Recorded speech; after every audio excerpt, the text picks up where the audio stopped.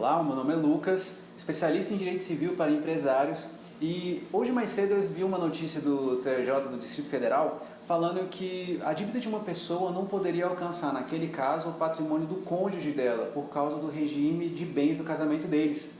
E essa notícia me fez pensar um pouco e querer perguntar para vocês, empresárias e empresários casados, qual é o regime de bens de vocês? Quando vocês tomaram a decisão dessa escolha, vocês consideraram o risco dos negócios que vocês exercem? Houve algum tipo de planejamento patrimonial? No Brasil hoje você tem 5 regimes de casamento diferentes. Você tem o regime da comunhão parcial, que é o mais comum, o regime da comunhão universal, o regime da separação absoluta, o regime da participação final dos aquestos e o regime da separação obrigatória. Qual é o seu? E o que você considerou na hora de decidir? Há um bom tempo eu escutava com certa frequência pessoas falando que quem casa na comunhão universal é porque ama de verdade. É a pessoa que acredita muito no sucesso daquele relacionamento e não tem medo nenhum de perder o patrimônio para outra pessoa. Então, eles tomam medida para partilhar tudo que eles têm. Tudo é de todo mundo. Por outro lado, eu escutava com pessoas conversando, dizendo que quem casa no regime da separação total é a pessoa que tem medo, tem receio, não confia na outra, não confia no casamento. Então ela prefere reservar para ela o seu patrimônio e não ter chance de perder isso no eventual divórcio que ela acredita que é certo. E eu tenho certeza que você já escutou coisas parecidas, principalmente se pertence a algum tipo de meio religioso. E o problema dessa visão é que ela deturpa, ela desvia a finalidade do regime patrimonial do casamento. Como o nome já diz, é um regime patrimonial. O foco dele é proteger o patrimônio de vocês. E não é necessariamente o seu patrimônio do seu cônjuge, é na verdade o patrimônio da família. Cada um desses tipos de regime tem peculiaridades que servem para adequar ou não o seu planejamento patrimonial. E tudo isso deve ser levado em consideração na hora da escolha. Eu estava conversando isso com um amigo meu há um tempo atrás, que ele atua no ramo do agronegócio.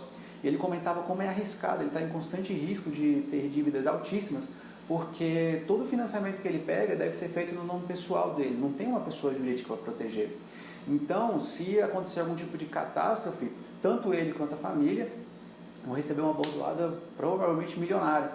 E com vistas a isso, foi que quando ele decidiu casar com a esposa dele, eles optaram por adotar o regime da separação total dos bens deles.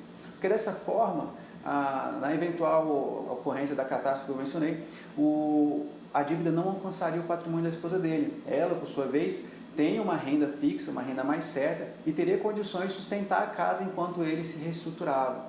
E essa situação não deve ser considerada apenas por quem atua em ramos complicados de negócio.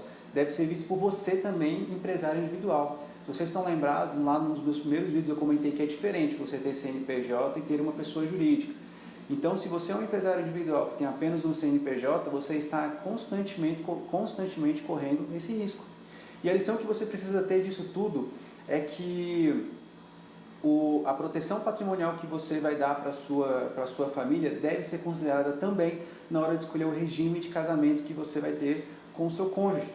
O direito brasileiro tem diversas ferramentas voltadas a esse tipo de proteção, como o exemplo da holding familiar, que você provavelmente já deve ter ouvido falar.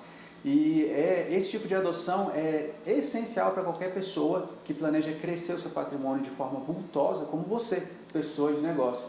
A lição que eu quero passar disso tudo para você é que não existe forma de demonstração de amor mais certa do que você dar carinho e proteção para quem você ama. Então foque naquilo que é importante, proteja o que é seu e o que é deles. Eu vou ficando por aqui mais uma vez, peço que compartilhe esse vídeo com todos os seus amigos e amigas empresários que são casados ou planejam casar, e eu peço que você veja os outros vídeos também que estão bem bacanas. Vou ficando por aqui mais uma vez, um abraço para todo mundo.